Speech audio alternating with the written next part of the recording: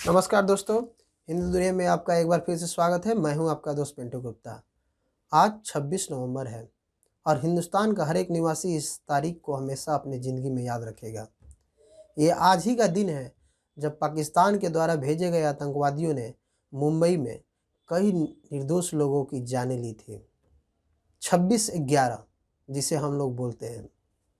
तो 26/11/2008 में जो घटना हुई उसको लेकर बराक ओबामा ने कुछ कहा है। उनकी एक पुस्तक आई है अ प्रॉमिस लैंड।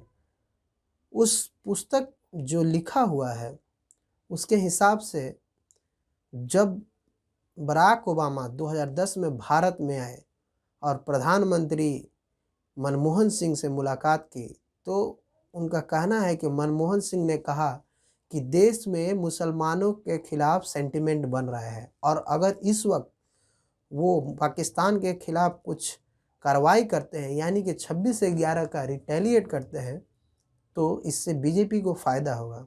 अगर ये बात सही है तो ये काफ़ी शर्मनाक है हमारे देश के लिए। चाहे प्रधानमंत्री कोई भी हो, उसे तुष्टीकरण की राजनीति नहीं करनी चाहिए।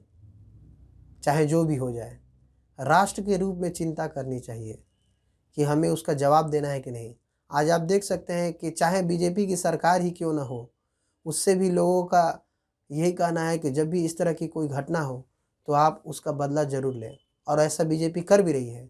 इसका कारण यही है कि दूसरा टर्म भी बीजेपी को मिला और लोग डेवलपमेंट बोलते रह गए, लेकिन डेवलपमेंट के अलावा भी लोगों ने देश की सुरक्षा के मामले में मोदी को वोट किया और फिर से उन्हें एक बार जीत हासिल हुई। तो कोई भी प्रधानमंत्री हो, चाहे किसी के भी सरकार हो, ये यूपीए हो या एनडीए हो, जब देश की बात आए तो हमें हमेशा प्रतीकात्मक होना चाहिए ताकि फिर पाकिस्तान जैसे कोई भी देश भारत पर हमला ना कर सके। चाइना जो अभी ज़्यादा उछल रहा है वो भी कुछ ना कर सके। जिस तरह से हम लोग चाइना को जवाब दे रहे हैं, यही जवाब अगर हमने पाकिस्तान को 26/11/2008 हमले के बाद में दिया होता तो आज हमें और आतंकवादी घटना देखने को नहीं मिलती। आप देख सकते हैं कि जब से प्रधानमंत्री मोदी आए हैं देश में एक भी आतंकवादी हमले नहीं हुए हैं। हो सकता है कि आप प्रधानमंत्री मोदी के खिलाफ हो, उनके और सब चीज़ों के पॉलिसी के खिलाफ में हो, लेकिन आपको ये बात माननी होगी कि देश में अभी तक कोई भी आतंकवादी हमला नहीं हुआ। इसमें चर्चाएं नहीं होती है, लेकिन नहीं हुआ, ये फैक्ट है। इसे हमें स्वीकार करना चाहिए। राजनीति अलग है लेकिन देश की सुरक्षा प्राथमिक है।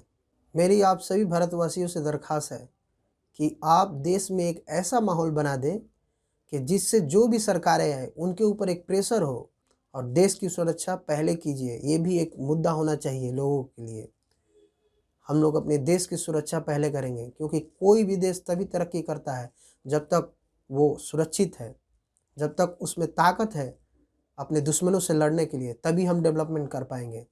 आप कैसे डेवलपमेंट कर सकते हैं जब आपके देश में कभी भी बम ब्लास्ट होते रहेंगे? क्या आप घर से बाहर निकलिएगा उस समय आपके घर वालों को पता नहीं है कि वो जिंदा बचकर आ पाएंगे कि नहीं आ पाएंगे? कभी ब्लास्ट में मर तो नहीं गए? लोग फ़ोन करके पूछते हैं कि आप अभी तक पहुँचे नहीं घर, कहाँ है? तो वो इतना जो चिंता है वो ना हो किसी को, तभी जाके हमारा देश विश्वगुरु बन पाएगा, सर्वशक्तिमान बन पाएगा।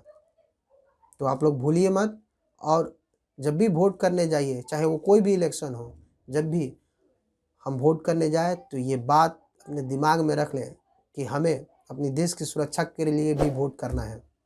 अगर आपको हमारा वीडियो अच्छा लगा तो इसे लाइक कीजिए, सब्सक्राइब कीजिए और शेयर कीजिए। भारत माता की जय।